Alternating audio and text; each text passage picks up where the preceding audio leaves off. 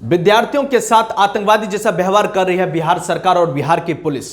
यहां पर ये कोई जो धरना प्रदर्शन कर रहे हैं, ये कोई आतंकवादी नहीं, कोई उग्रवादी नहीं है जो किसी प्रकार के हिंसा में संलिप्त हो। ये छात्र है और उन्होंने अपनी मांग को संवैधानिक रूप से रखा, संविधान तरीके से वो मांग कर रहे थे, बावजूद उनको इस संवैधानिक रूप से वो स्वीकार नहीं। इसमें आपको गांधी जी का एक बात जरूर याद कर लेना चाहिए। गांधी जी ने ना तो संविधान सभा में हिस्सा लिया था और ना ही कोई संवैधानिक पद पर वो गए थे।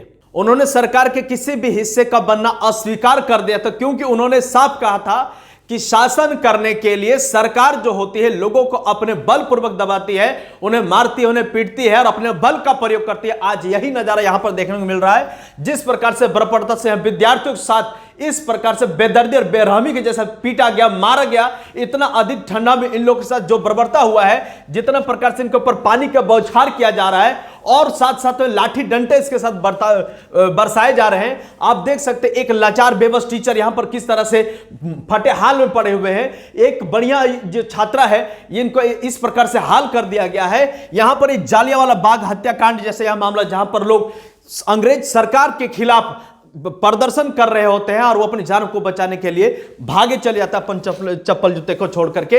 यहां पर ये जो तस्वीर है, इन्होंने पूरे भारत को दिल जीत लिया है, क्योंकि आखिरकार ये सरकार को, बिहार सरकार को शर्मसार करने के लिए है, क्योंकि इन्होंने ये बताया है कि संवैधानिक तरीके से हम लोग प्रदर्शन कर रहे हैं और हमें अपने भारतीय संविधान पर गर्व है और थोड़ी बहुत आशा है कि जहां पर सभी लोग जुल्म कर रहे हैं, सरकार कर रही है, शासन कर रही है, प्रशासन कर रही है, वहां पर कोई तो हमारी बात सुने। ये तस्वीर साफ बयां करती कि किस प्रकार इन लोगों का हालत बिगाड़ के रखा हुआ है बिहार के पटना में। ये देख सकते हैं, कोई एक प्रदर्शनकारी नहीं बल्कि हजारों की संख्या में यहां पर प्रदर्शन कर रहे थे लोग और इनके ऊपर यह बर्ताव हुआ। आखिर ये इसका माजरा क्या है, पहले मैं बता दूं, ये कोई राजनीतिक दल से बढ़ावा नहीं मिला है। विद्यार्थियों ने साफ तरीके से कहा कि हमारे जो प्रदर्शन, इसमें से किसी को भी पॉलिटिकल रोटी सेकने का हिस्सा नहीं बनना पड़ेगा, ना ही वो कर पाएंगे।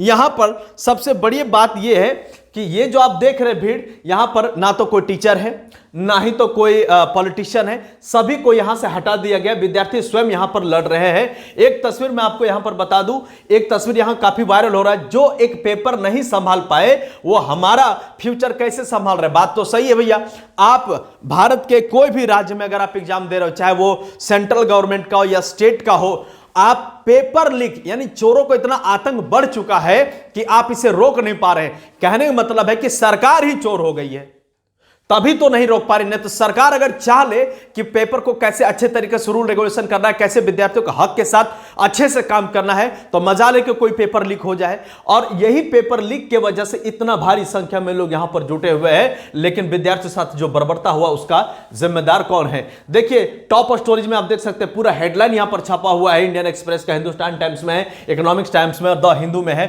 Police disperse protesting BPSC aspirants in Patna with the lathicharge water cannons, जबरदस्त रूप से। उसके बावजूद भी हमारे ये चचा, प्रणाम, ये एकदम मौन धारण किए हुए बिहार के पटना में ही ये रहते हैं। विद्यार्थी इनके तक पहुंचने की कोशिश करते हैं और ये एकदम चुपचाप है, क्योंकि इनको कुछ पता ही नहीं है। एक स्टेटमेंट भी इन्होंने अभी तक जारी नहीं किया है। सोचिए, इनके कान में कुछ बात जा ही नहीं रहा है। अब कैसा इनका रणनीति और कैसा इनका व्यवहार भगवान जाने।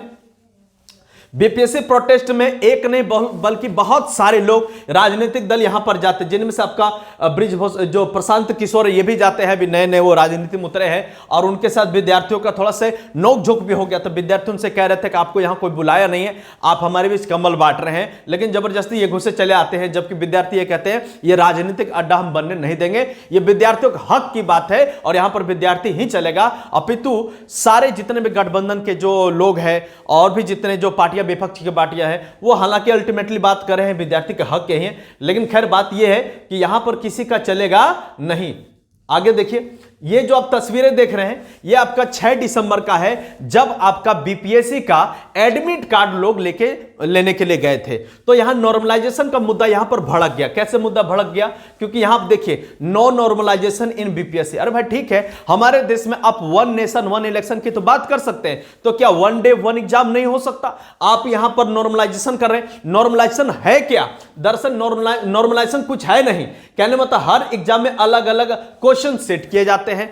मतलब आप एक दुकान से आप सामान, मान लीजिए एक कोई दुकान है ए, कोई दुकान है बी, आप ए दुकान से कुछ ज्यादा सामान खरीद ले, बी दुकान से कुछ कम खरीदे, एवरेज दोनों को कर लिया जाएगा कि भैया किसका सामान ज्यादा है। तो जो ज्यादा बेच पाए, जिसका ज्यादा लोग खरीदे, अल्टीमेटली लोग कह देंगे उसका सामान बढ़िया। ऐसा थोड़ी होता यार, जिसका कम बिका हो सकता है उसका कुछ और पहलू हो, तो आप दोनों को आप कॉम्प्रोमाइज करके कह देते कि उसका ठीक है और इसका गलत है। ये वही बात हुआ कि आप एक रेस दौड़ा रहे हैं और गधों और घोड़ों दोनों को साथ में दौड़ा दिए और आप एवरेज निकाल के कह दिए कि घोड़ों की रेस में गधे भी शामिल हो जाए। ये तो सारा सर नाइंसाफी है ना भाई साहब, ये तो चलने जैसा कोई बात है नहीं। यहां पर देख सकते हैं नॉर्मलाइजेशन के लिए आपके खान सर भी यहां पर आ चुके थे और इन्होंने इस बात को हाई कोर्ट में भी जाकर के रिपोर्ट कर दिया ताकि विद्यार्थियों के साथ कोई तरीका से कोई ज्यादती ना हो। हालांकि खान सर को और भी कोचिंग सेंटर के जो टीचर हैं उनको इस भीड़ से अलग ही रखा गया कि ये विद्यार्थियों का हक है, यहां पर आप लोग कोई भी ना आए, ठीक है। तो खान सर भी यहां से अलग हो जाते हैं। बीपीएससी के कैंडिडेट्स के 5 आरोप है। वो क्या है भैया? पहला ये कि प्रश्न पत्र आधे घंटे लेट मिला। ये बात कहां का है? तो ये बात मैं आपको बता दूं, बीपीएससी कैंडिडेट का जो आरोप है मैं आपको बता दूं कब से कब के क्या हुआ। बीपीएससी 17वीं का विवाद कब और क्या हुआ, देखिए 6 दिसंबर का नॉर्मलाइजेशन का मुद्दा उठा, विरोध प्रदर्शन में कोचिंग संचालक भी आ गए जिसमें खान सर भी थे, लाठीचार्ज दुनिया भर का हो गया। 13 दिसंबर बिहार के सभी केंद्र पर परीक्षा, पटना के बापू एग्जाम सेंटर में पेपर लीक का यहां पर वारदात होता है। जो बीपीएससी के जो सेक्रेटरी उन्होंने कहा कि ऐसा कोई भी धांधली नहीं हुआ, कोई उपद्रवी यहां पर आ गए थे और घुस गए थे और एग्जाम को खराब करने का माहौल बिगाड़ने का काम किए। भैया आप एक बात बताइए, कोई भी मतलब कि ये तो आप तो पूरा दुनिया को बेवकूफ समझ के रखे हैं क्या? आप एक स्टेट पीसीएस के एग्जाम करा रहे हैं, इतना ज्यादा उसके ऊपर कड़ी निगरानी होती है, पुलिस बल होता है, स्पेशल टीम का गठन होता है, एटीएस का गठन होता है। जब उपद्रवी आपके सेंटर में घुस रहे थे तब आप कहां थे? तो कहने का मतलब कि आपका शासन प्रशासन पूरा तरीके से चुप है, आप लोग किसी काम के है नहीं। इसका मतलब आपके यहां उपद्रवी घुस जाते हैं बापू गांव सेंटर में और आप चुपचाप है, ऐसा तो हो ही नहीं सकता। लाठी चार्ज करने के लिए आपके पास मौके वारदात है पर आपके पास जांच करने के लिए कोई व्यवस्था नहीं है, हद है एकदम।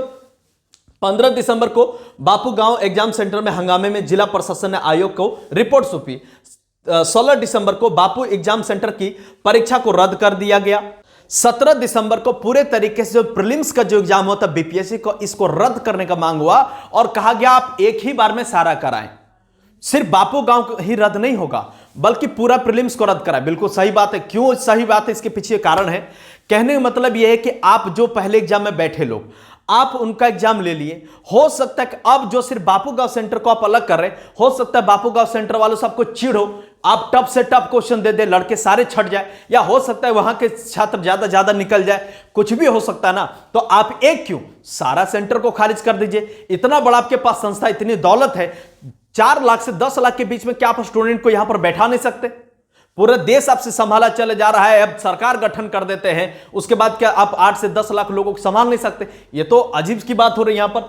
17 दिसंबर का हो गया भाई मामला रद्द कि अब होगा तो एक बार एग्जाम होगा, नहीं तो अब किसी का एग्जाम नहीं होगा, यानी कि पूरे तरीके से कैंसिल करिए।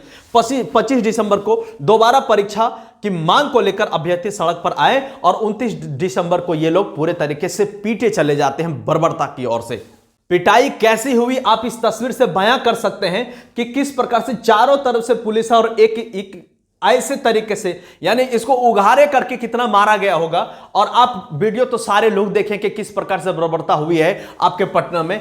पटना देखिए, मजबूरन वाटर कैन का इस्तेमाल करना पड़ा, ये एसपी महोदया कह रही है। अब भैया मजबूरन कैसे करना पड़ गया आपको?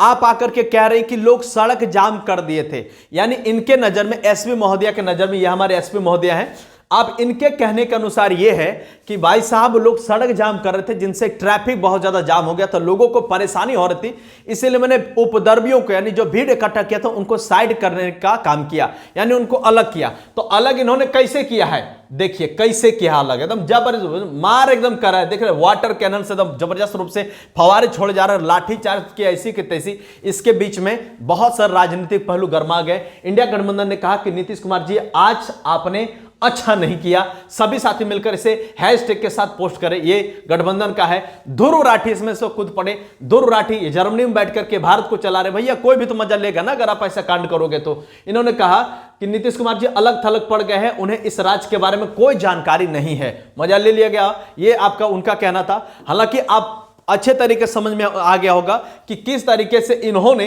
अभी तक एक शब्द भी नहीं कहा है और इनकी चुप्पी पूरा बिहार के लिए बहुत अधिक जहर बनने का काम हो जाएगा। और देखिएगा अगले साल इनका भी एग्जाम है, यहां पर भी सीएम का चुनाव होगा। अब किस प्रकार से इनके राजनीतिक करियर पर असर पड़ता है, अल्टीमेटली तो ये रहेंगे नहीं। तो कहने मतलब कि इस प्रकार का जो तरीका अपनाया गया बिहार में, ये कहां तक अनुचित है। आप अपने माइंड में इस बात को सेट करिए कि किस प्रकार ये विद्यार्थी हैं, आतंकवादी नहीं है। आप अपने तरीके से कमेंट बॉक्स में अपना राय जरूर लिख सकते हैं। Thank you so much. जय हिंद।